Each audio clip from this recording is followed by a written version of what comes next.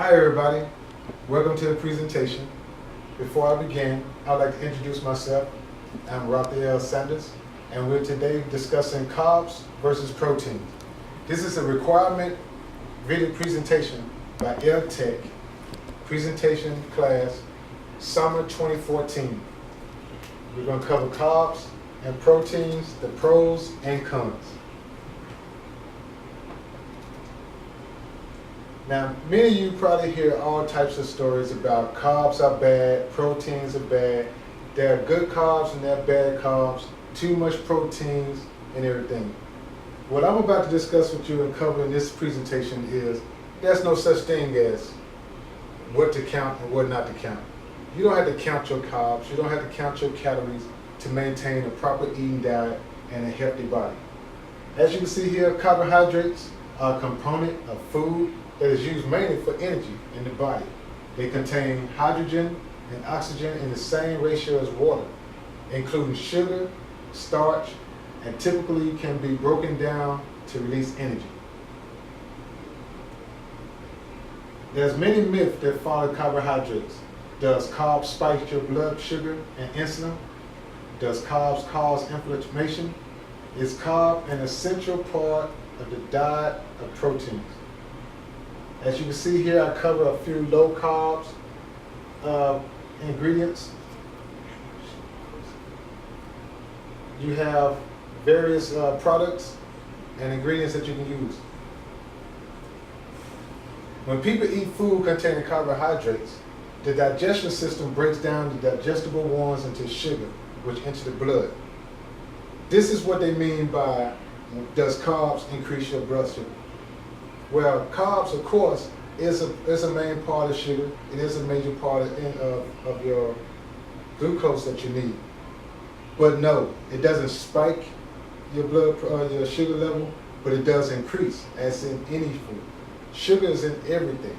Regardless of what you think that is not sugar-free, it's not sugar-free. It still has sugar in it.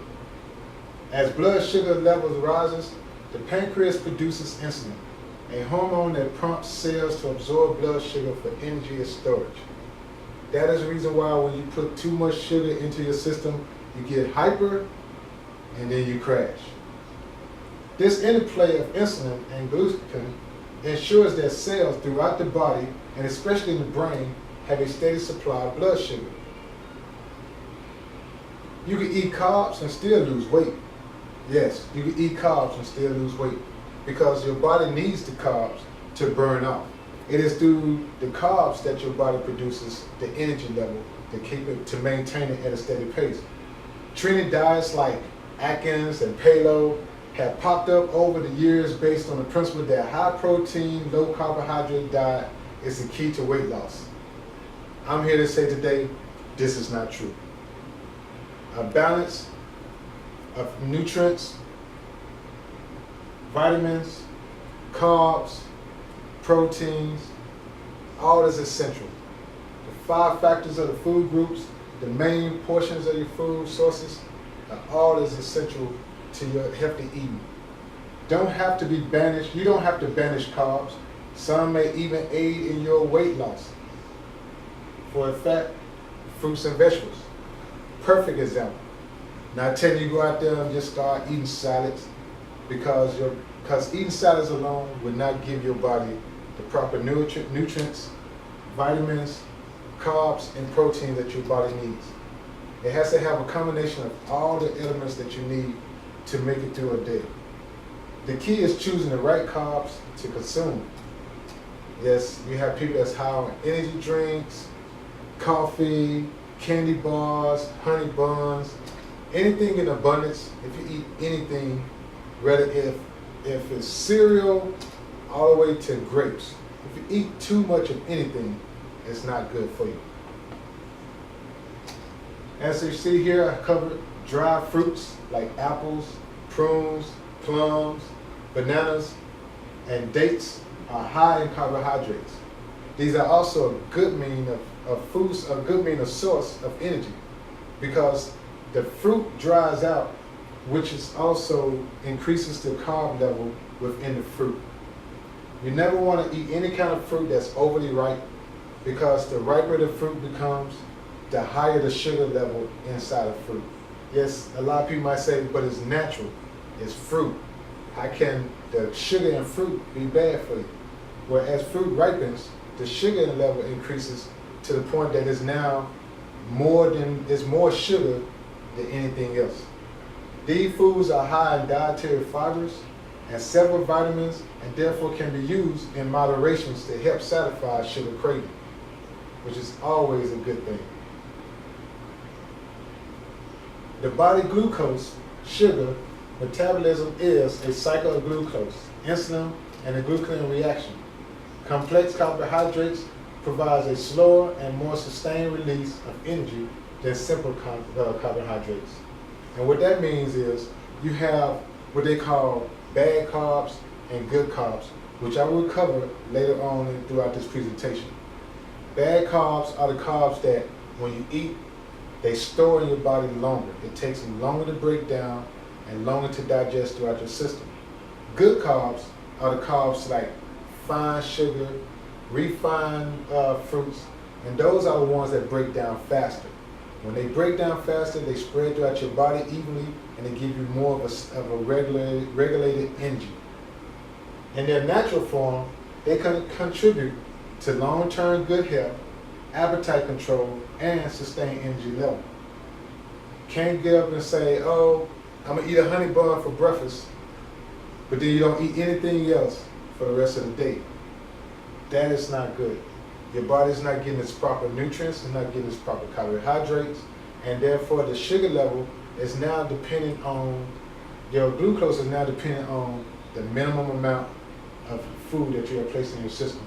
You can see here, I also placed in here a few things that's great on carbs: natural foods, black beans, bunza beans, gabaza beans, kidney beans, lima beans, pinto beans, soy beans. I'm going to cover a lot of different foods, food types, because I don't believe that you should have to go out and spend hundreds of dollars every week talking about trying to maintain your carbohydrate level or your protein level. What I'm discussing now is everyday food that you buy for a regular day, and how you can break these foods down into small mini meals or small snacks that you can carry out throughout the day to maintain your sugar level, or should I say your carb levels, that will maintain your protein level, that will give your body a reason to keep the metabolism burning throughout the day, which will allow you to stay regulated. In their natural forms, complex carbohydrates provide a slower and more sustained release of energy than simple carbohydrates. In their natural form, they can contribute to long-term good health, appetite control, and sustained energy level, as I have already stated. Now here we are to the complex carbs and the good carbs. As you can see on this side, I have shown the complex carbs, and then I have the simple carbs. Simple carbs are the bad carbs, as they consider. But I believe that anything in moderation cannot be bad for you. I mean, it's edible, it's eatable. That's my philosophy. Also here, it says search and dietary fiber are two types of complex carbohydrates. Foods containing starch and dietary fiber, such as bread, cereal, and vegetables. As you can see, across here and here. Starch is in certain vegetables, potatoes, dry beans, peas, and corn, which we covered on the last slide. Starch is also found in bread, cereal, and grain. Dietary fiber is in vegetables, fruit, and whole grain food. As I was saying earlier about complex carbs being good and simple carbs being bad. Simple carbohydrates include sugar found naturally in foods such as fruit, vegetables, milk, and milk products. Also includes sugar added during food processing and refining. Fine sugar, the finer the carbs, which makes it simple, the easier to digest, the easier it breaks down. And that's what you want. You want to eat the carbs that break down. And as you can see here, I just covered a few basic foods, 125 whole foods. And the reason I put this slide up here and I chose these products to emphasize how you can get everyday products that you buy for every meal, that you keep food that you keep in your house on a regular. How you can recognize the carbs and the protein levels in your meals and your diet. As you can see here, sweet potatoes, collard greens, spinach, mushrooms, blueberries, cranberry, raisins, cabbage. These are just a few of the foods. Corn, almonds, cashews, peanuts. Again, stuff that you buy every day. No need for you to break your pockets trying to buy all this over the screen things. Maintaining a healthy weight is important for health, in addition to lowering the risk of heart disease, stroke, diabetes, high blood pressure. It can also lower the risk of many different cancers.